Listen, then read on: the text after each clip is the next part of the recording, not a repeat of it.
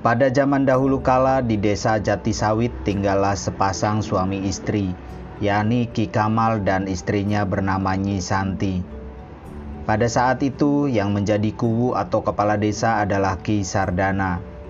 Ki Sardana memiliki seorang anak gadis yang cantik jelita bernama Katijah.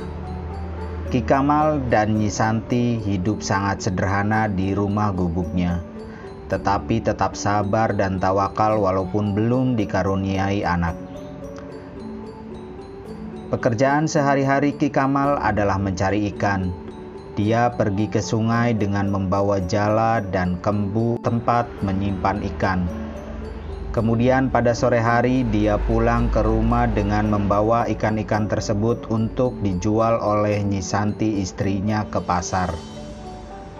Pada suatu malam, tepatnya malam Kamis, Nyi Santi bermimpi kejatuhan pulung atau bintang jatuh.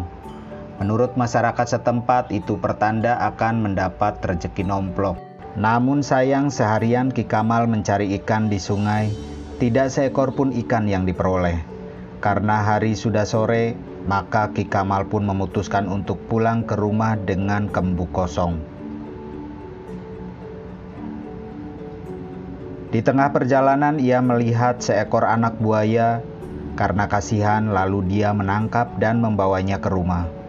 Sesampainya di rumah, anak buaya tersebut ditaruh di kamar dan dipelihara seperti layaknya manusia.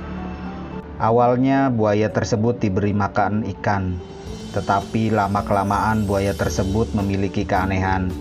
Dia suka makan nasi, sambal, dan segala makanan yang biasa dimakan oleh manusia.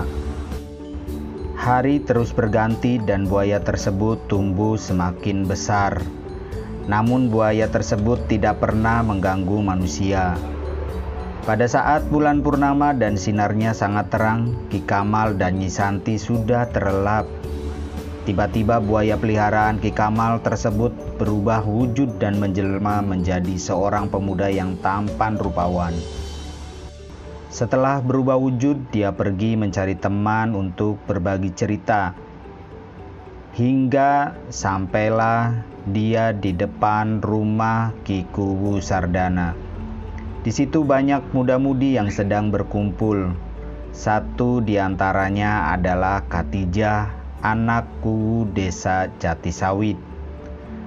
Jaka Bajul akhirnya berkenalan dan bercengkerama dengan semua pemuda-pemudi yang ada di depan rumah kuwu tersebut. Lama-kelamaan Katijah menaruh hati kepada Jaka Bajul karena kesopanan dan ketampanannya. Katijah kemudian menceritakan pertemuannya dengan Jaka Bajul kepada orang tuanya. Dia meminta ayahnya bersedia menjodohkan dirinya dengan Jaka Bajul, yang mengaku anaknya Ki Kamal tersebut. Keesokan harinya Ki Sardana menepati janjinya dan mendatangi rumah Ki Kamal untuk menjodohkan Jaka Bajul dengan Katijah. Ki Kamal kaget bukan kepalang karena selama ini dia tidak memiliki anak. Dia mengatakan bahwa dirinya tidak mempunyai anak laki-laki. Tetapi Ki Kuwu Sardana tidak percaya, hingga akhirnya dia meminta Ki Kamal untuk memikirkan permintaan tersebut. Ki Kuwu Sardana pun pulang ke rumahnya setelah menyampaikan maksud tersebut. Karena penasaran, Ki Kamal dan Nyi Santi menyelidiki gerak-gerik buaya itu. Dia curiga buaya peliharaannya itu yang menjelma menjadi manusia. Setelah dilakukan penyelidikan, akhirnya terbukti benar apa yang diperkirakan Ki Kamal dan Nyi Santi. Buaya tersebut berubah wujud menjadi manusia. Karena kasihan melihat sikap Ki Kuwu Sardana dan anaknya, akhirnya Ki Kamal bersedia menikahkan Jaka Bajul dengan Katijah.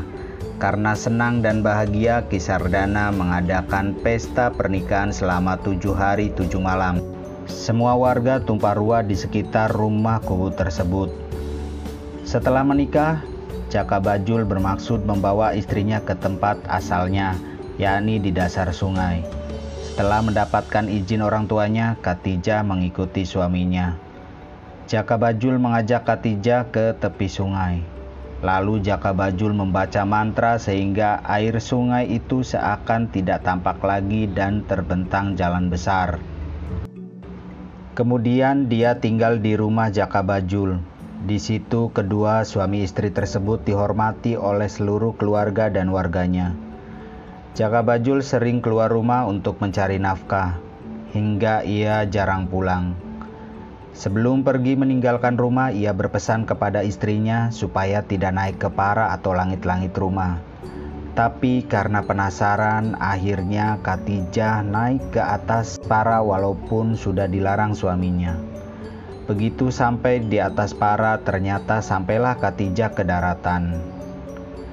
Khatijah merasa bingung dengan kejadian itu.